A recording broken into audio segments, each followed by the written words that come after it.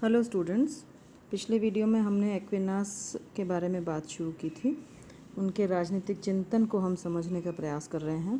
पहला बिंदु उसमें हम देख चुके हैं, राज्य संबंधी जो उनके विचार थे। अगला समझने का प्रयास करते हैं शासन प्रणालियों का उनका जो वर्गीकरण था। एक्विनास ने शासन के अनेक रूपों का वर्गीकरण किया।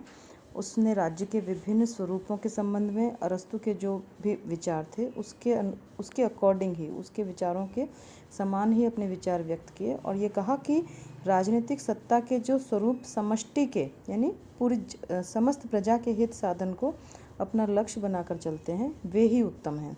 इसके विपरीत जो शासन स्वार्थ सिद्धि के लक्ष्य को अपनाते हैं वो निकृष्ट माने गए हैं। अरस्तु की भांति वह राजतंत्र, कुलीन तंत्र तथा सर्वजनतंत्र को शासन के श्रेष्ठ स्वरूप मानता है, क्योंकि वे सामान्य हित के लक्ष्य की ओर उन्मुख शासन प्रणालियाँ गवर्नमेंट सिस्टम्स हैं। और इसके विपरीत निरंकुश तंत्र है, धनिक तंत्र है और जनतंत्रात्मक शासन प्रणाली। अरस्तु के समान ही एक्विनास ने भी डेमोक्रेसी को बहुत अच्छी शासन व्यवस्था नहीं माना, तो इन प्रणालियों को भी वो शासन का विकृत रूप मानते हैं, क्योंकि इनका लक्ष्य वर्ग हित या व्यक्ति विशेष का हित साधन है। तीसरा बिंदु के रूप में हम बात करें शासक के कर्तव्य के बारे में, थॉमस एक्विनास ने क्या कुछ कहा है।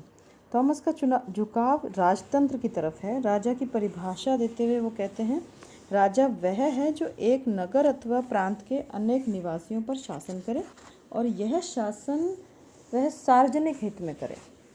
उनकी ये मान्यता थी कि शासक को अमर्यादित रूप से शासन करने का अधिकार प्राप्त नहीं है, वो उसे कंडीशनल अवेलेबल होता है, यानी कि कुछ शर्तें हैं जिनके आधार पर ही वो शासन कर सकता है। सरकार के कार्यों के बारे में एक्विनास ने क्या कुछ कहा कि सरकार के कार्य किस प्रकार के होने चाहिए। शासक को राज्य में जीवन को रेगुलेट करने के लिए कि किस प्रकार से लोगों का जीवन चलेगा, उसके लिए सबसे पहला जनसंख्या पर, पॉपुलेशन पर कंट्रोल रखना चाहिए। बाहरी शत्रु जो हैं, जो आक्रमणकारी हैं, उनसे अपनी सीमाओं की, बाउंड्रीज़ की और नागरिकों की रक्षा करनी चाहिए। सड़कों को सुरक्षित बनाए।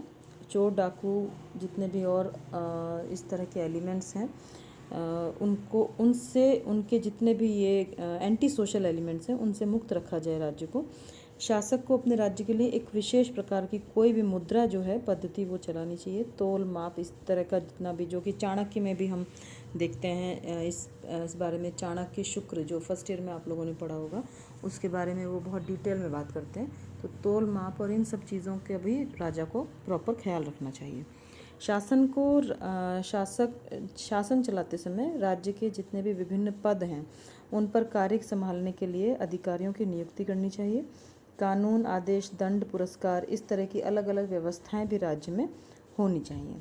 दरिद्र जो हैं, गरीब लोग जो हैं, जिनके पास अपने भरण पोषण के लिए पर्याप्त साधन उपलब्ध नहीं है, उनका उत्तरदायित्व राज्य स्वीकार करे। इस प्रकार के जो कार्य हैं वो एक्विनास ने सरकार के कार्यों के रूप में गिनाए हैं। संपत्ति के बारे में एक्विनास के विचार इस तरीके के देखे जा सकते हैं कि व्यक्तिगत संपत्ति का वो समर्थन करते हैं, मानव जीवन के लिए आवश्यक मानते हैं संपत्ति को। संपत्ति संबंधी व्यवस्थाओं को एक्विनास प्राकृतिक कानून के अंतर्गत नहीं मान करके मानवीय कानून के अंतर्गत मानते हैं। अगला बिंदु दासता के बारे में एक्विनास ने क्या कुछ कहा।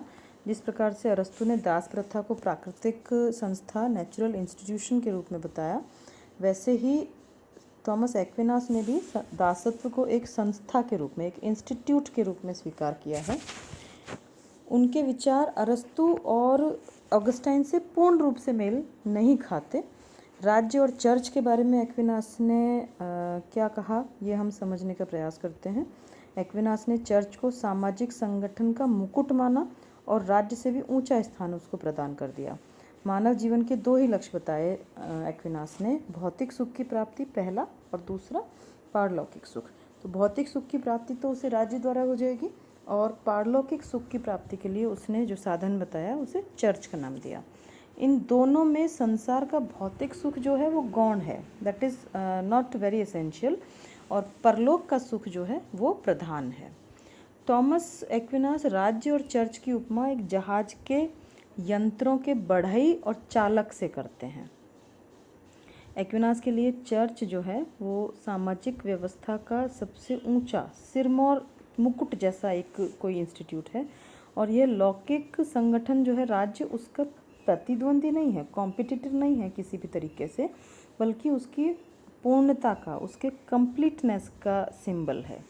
कानून के बारे में एक्विनास कहते हैं कि कानून संबंधी जो यूनानी और रोमन विचारधाराएं थी उसमें उन्होंने कोऑर्डिनेशन, समन्वय स्थापित करने का प्रयास किया। इसके आगे का हम अगले वीडियो में समझने का प्रयास करेंगे।